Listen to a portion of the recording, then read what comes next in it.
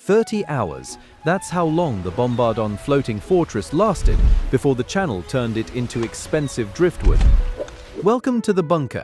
I'm Professor Von Blunder, and today we're exploring one of World War II's most spectacular acts of willful ignorance, the Bombardon floating breakwater. Picture this. D-Day, June 1944. The Allies need massive floating harbours off Normandy to supply the invasion. Brilliant! But those harbours need protection from waves. The solution? Giant steel units moored broadside to the wind in 70 feet of water. Engineers said it needed welding like a ship. The military said, "We don't have enough welders, use bolts." Genius. Absolute genius. Let's back up. The problem was real. Operation Overlord needed artificial harbours called Mulberries to land supplies on the Normandy beaches. But the channel is not exactly a calm pond. Waves would smash those harbours to pieces without protection. Enter Bombardon, massive floating steel cruciform structures designed to act as a breakwater. Think of it like parking a 5-story building sideways in a swimming pool and holding it in place with zip ties. The initial estimates said Bombardon units would face waves 8 feet high and 100 feet long. Trials at New Haven and Weymouth immediately proved that completely wrong. The real figures, 10 feet high, 150 feet long. Oops! The wheezers and dodgers, the engineers behind this masterpiece, recognized a slight problem from the start. Mooring a gigantic floating object broadside to the wind is monumentally stupid.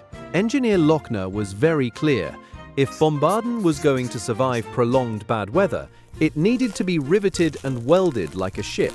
This was especially critical because the units would be moored in 70 feet of water to accommodate Liberty ships and the insane tidal range off Normandy.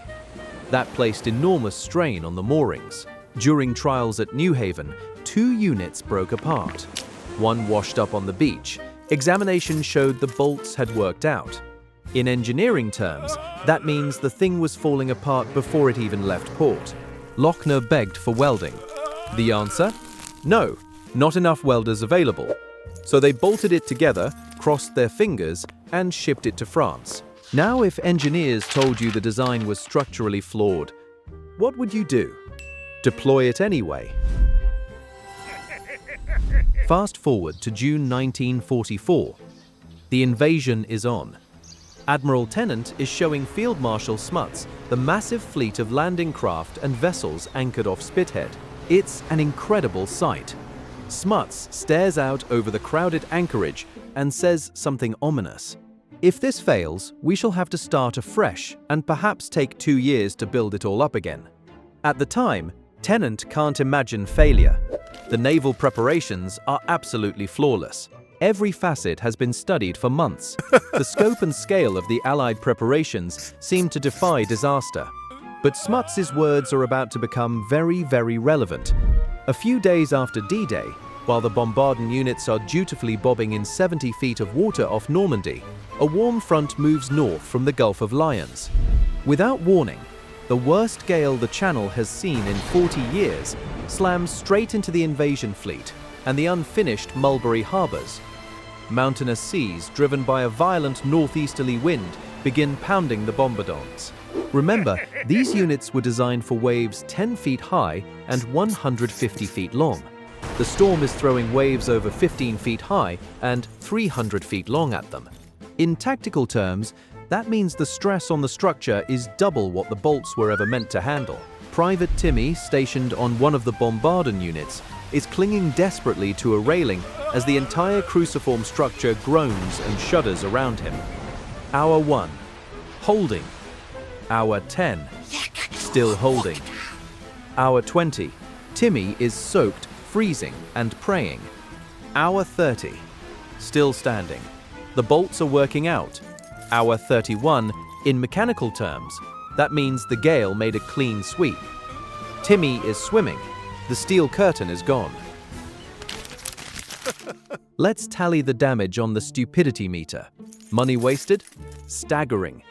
Thousands of tons of steel, an entire construction program for a breakwater that lasted barely longer than a weekend. Enemies killed? 0. It was a defensive structure. It killed nothing except the careers of everyone who ignored Lochner. Collateral damage to Private Timmy. He's in the English Channel. We're organizing a search party. Final score: 9 out of 10 bolts worked loose. Congratulations to everyone involved. Now, if you had unlimited steel and no welders in 1944, what would you build? Let me know in the comments. And someone please fish Timmy out of the channel.